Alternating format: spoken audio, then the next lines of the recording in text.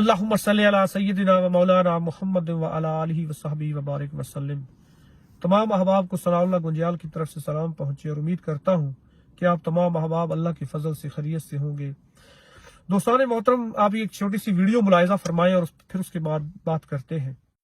اپنے آپ کو شیخ الاسلام کہنے والا شخص، اس نے میرے پیچھے نماز پڑھی، اور پڑھی بھی پہلی صف میں، اور پڑھی بھی بالکل امام کے پیچھے جو پہلا مقتدی ہوتا ہے وہ۔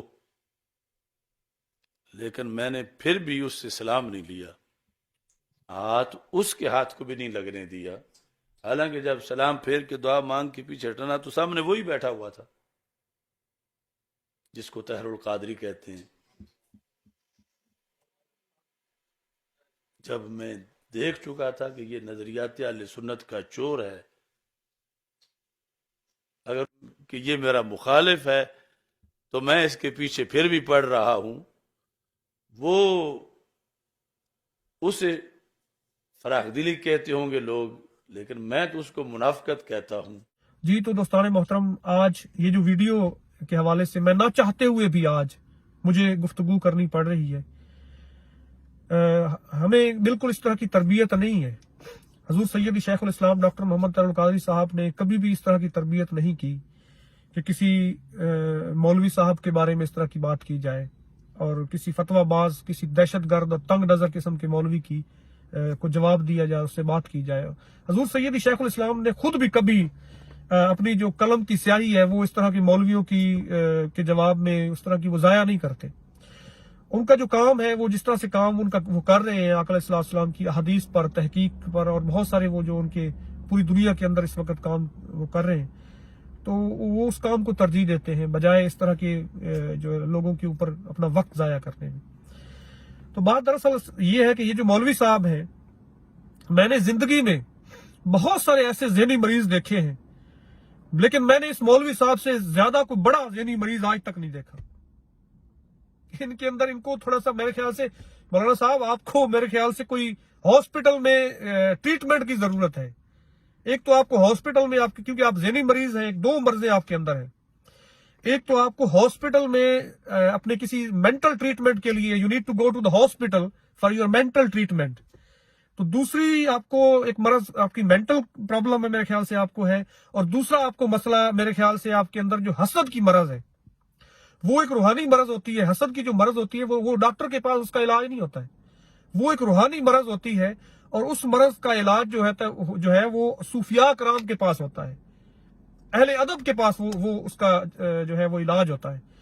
تو وہ پہلے تو آپ اپنے ڈاکٹر کے پاس اپنے مینٹل ٹریٹمنٹ کا علاج کروا دیں، وہ پہلے ٹھیک ہو جائے گا، تو پھر آپ کو کسی روحانی بزرگ کے پاس بیٹھنا پڑے گا جو آپ کو اخلاق سکھائے گا، تربیت سکھائے گا، آپ کے اندر جھکاؤ سکھائے گا، آپ کو بہت ساری ایسی باتیں سکھائے گا اور آپ کو یہ بھی سکھائے گا کہ علماء کے ساتھ یا کسی بھی عالم کے ساتھ اختلاف کی حدود کیا ہوتی ہے۔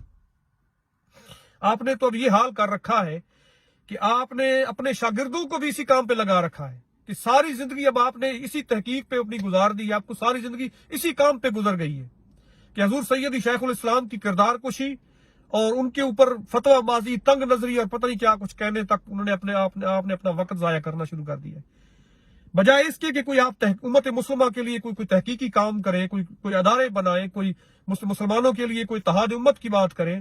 آپ کا کام کیا ہے؟ یہ جو مولوی لوگ، کیونکہ آپ مولوی ہیں نا، آپ کو میں عالم نہیں کہتا، عالم اس لیے نہیں کہتا کہ عالم جو ہوتا ہے وہ اختلاف کے باوجود بھی اس کے اندر ادب ہوتا ہے۔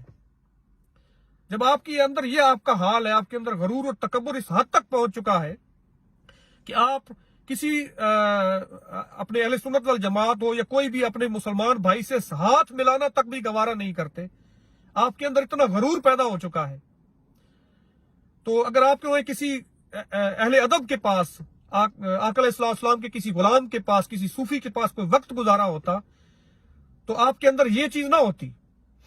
وہ حضرت میاں محمد بخش کھڑی شریف رحمۃ اللہ علیہ نے فرمایا تھا کہ اچا جس نے نہ رکھایا چولہے دے وچ سڑیا۔ اب اچا، انہوں نے اچا کے دو لفظوں میں کو استعمال کیا، انہوں نے ایک لفظ کے معنی دو معنی میں آتا ہے۔ وہ اچا پنجابی زبان میں بھی لوگ کچھ اس کو استعمال کرتے ہیں۔ اچا کہتے ہیں یہ جو چمٹا ہوتا ہے نا، جس سے انگارے کو پکڑا جاتا ہے چولہے سے، یا جو آگ کو ٹھیک کیا جاتا ہے اس طرح کا وہ یوز کرنے کے لیے اچا استعمال کرتے ہیں. اس کو اچا بھی کہتے ہیں اور اس کو چمٹا بھی کہتے ہیں. تو انہوں نے اس کو دو چیزوں میں استعمال کیا. ایک اچے کا مطلب ایک تو اچا ہو گیا, اور دوسرا اس کا مطلب ہے کہ جو اپنے آپ کو اونچا سمجھتا ہے, غرور و تکبر کا بھرا ہوا. تو وہ فرماتے ہیں کہ اچا جس نے ناو رکھایا, چولہے دے وچ سڑیا, نیواں ہو کے لنگ محمد لنگ جائیں گاڑیا. تو اگر آپ نیوے ہو کے گزرتے تو شاید آپ گزر جاتے. اگر اب آپ نے اپنے آپ کو, اپنی گردن کو اتنا اونچا کر دیا ہے کہ آپ سلام لینے کے بھی روادار نہیں ہیں. اور دوسری بات یہ ہے کہ حضور شیخ الاسلام کو شیخ الاسلام کا لقب انہوں نے خود نہیں دیا. وہ خود شیخ الاسلام خود ساختہ نہیں ہے. ان کو آقا علیہ السلام کے غلاموں نے اور اولیاء کرام نے ان کو وہ شیخ الاسلام کا لقب دیا ہے. تو آپ اس غلط فہمی سے باہر نکل آئے مولانا صاحب, اب باہر نکل آئے مولوی صاحب. تو جب بھی اس طرح کے مولوی جو ہوتے ہیں ان کے بارے میں جب بھی میرا کوئی ذہن میں کوئی خیال آتا ہے تو حضرت رحمۃ اللہ علیہ کی وہ ایک مجھے بات یاد آ جاتی ہے. وہ فرماتے ہیں کہ حافظ پڑھ پڑھ کرن تکبر, ملا کرن وڈیائی, ساون ماں دیا بدلا وانگو ودن کتاباں چائی, جتھے دیکھن چنگا چوکھا پڑھن کلام سوائی, اور دوہے جہانے مٹھے حسن باہو جنہ کھادی ویچ کمائی. تو آپ اصل میں دین کو بیچنے والے لوگ ہیں. جہاں سے آپ کو کچھ اچھا مل جاتا ہے, آپ کو جہاں وہ سریلی انداز میں آپ لوگوں کے سامنے وہ اپنے کلام پڑھنا شروع کر دیتے ہیں, آپ اپنے گفتگو شروع کر دیتے ہیں, تقریریں کرتے ہیں, گلے پھاڑ پھاڑ کر کفر کے فتوے لگاتے ہیں. تو اس طرح کی بات ہے. میں اپنا وقت ضائع نہیں کرنا چاہتا تھا, لیکن جس طرح سے آپ نے کیونکہ آپ نے اپنی زندگی کا مشن بنا لیا ہے. وہ مشن یہ بنا لیا ہے آپ نے کہ آپ بس صرف اور صرف جو ہے وہ فتویٰ بازی, تنگ نظری, لوگوں کو اسلام میں داخل کرنے کی بجائے اسلام سے نکالتے ہیں آپ لوگ. آپ لوگوں کے اندر اختلاف کے باوجود, اب اختلاف تو امام ابو حنیفہ کا بھی تھا دوسرے ائمہ کے ساتھ, ایون امام یوسف کا اختلاف اپنے امام کے ساتھ تھا, امام ابو حنیفہ کے ساتھ. تو اختلاف کے باوجود بھی وہ ایک دوسرے کے ساتھ ادب کے ساتھ ملتے تھے, ایک دوسرے کے ساتھ ادب سے ایک دوسرے کا ہاتھ چومتے تھے. اور آپ ہاتھ لینے کے بھی روادار نہیں, سلام کرنے کے بھی روادار نہیں. یہ آپ کو کس نے آپ کو یہ دین پڑھا دیا ہے, کس نے آپ کو یہ اسلام سکھا دیا ہے؟ تو مجھے آپ کے وہ اسی طرح کے آپ کے حالات جو آپ کی جس طرح سے آپ نے اپنے اندر پیدا کر رکھے ہیں مولانا صاحب, مولوی صاحب, تو مجھے علامہ اقبال کی ایک نظم ہے, بڑی خوبصورت ہے, شاید آپ تمام احباب نے وہ پڑھی بھی ہوگی. علامہ اقبال کی ایک نظم ہے ملا اور بہشت, وہ مجھے یاد آ گئی ہے تو آپ سے بھی شیئر کر دیتا ہوں. علامہ اقبال نے فرمایا تھا کہ میں بھی حاضر تھا وہاں, ضبط سخن کر نہ سکا, حق سے جب حضرت ملا کو ملا حکم بہشت. میں نے کہا الہی میری تقصیر معاف, عرض کی الہی میری تقصیر معاف, خوش نہ آئیں گے انہیں حور و شراب و لب کشت. اقبال کہتا ہے کہ یہ جو مولوی ہے اس کو جنت میں کیا کام ہے اس کا. اللہ پاک کے ساتھ وہ سوال جواب کرتے ہوئے اقبال کہتے ہیں کہ مولوی کا کیا کام ہے جنت میں. وہ آگے اللہ پاک کے ساتھ وہ سوال جواب جیسے انہوں نے پہلے شکوہ کیا تھا, یہ قسم کا شکوہ انہوں نے کیا کہ یہ جو ملا ہے, ان ملاؤں کا کیا کام ہے وہاں بہشت کے اندر. وہ فرماتے ہیں کہ خوش نہ آئیں گے اسے حور و شراب و لب کشت. اور پھر فرماتے ہیں کہ نہیں فردوس مقام جدل و کال و اقوال, نہیں فردوس مقام جدل و کال و اقوال, بحث و تکرار اس اللہ کے بندے کی سرشت. اقبال فرماتا ہے کہ یہ قوموں کے اندر, یہ امت کے اندر انتشار پھیلانے والے مولوی ہیں, ایک دوسرے کے اوپر کفر کے فتوے لگانے والے, یہ تنگ نظر مولوی.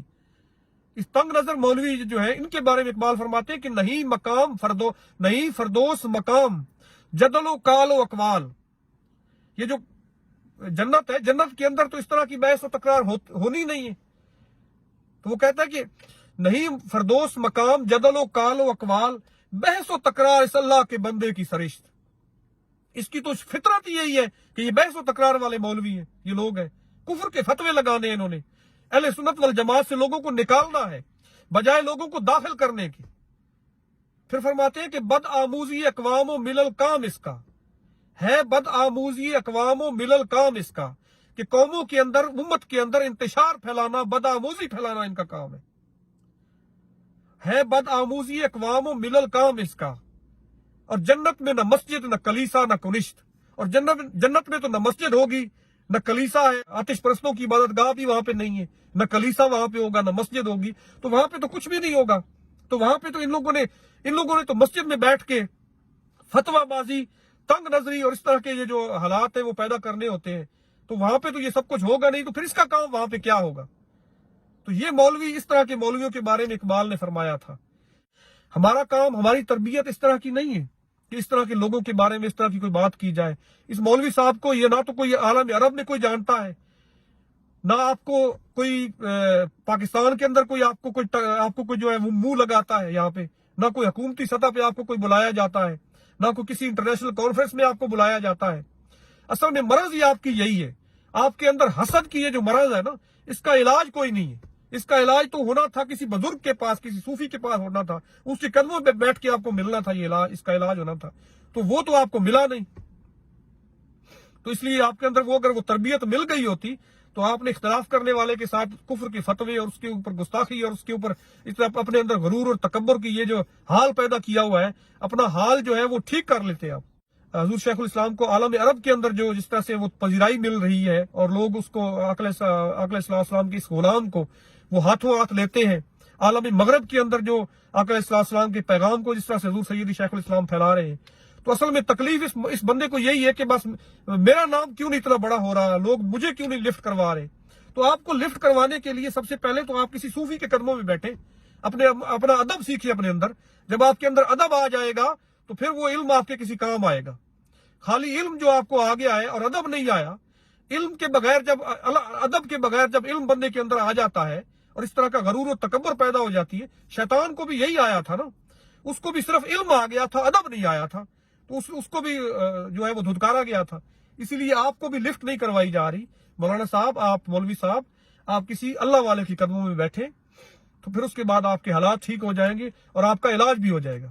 تمام اللہ پاک آپ تمام دوستوں کو سلامت رکھے، اور میں مولوی صاحب کے جو چاہنے والے ہیں ان سے بھی معذرت کرتا ہوں، اور ان کو بھی میں ان سے گزارش کرتا ہوں کہ آپ بجائے کسی ایک شخص کی کردار کشی اور ان کی کر کے، تو یہ اسلام کی خدمت نہیں ہوتی۔ اسلام کی خدمت کرنے کے لیے آپ کو آقا علیہ السلام کی احادیث کے اوپر تحقیق کرنا ہے، بجائے کسی شخص کی ذات کو ٹارگٹ کرنے کے بجائے۔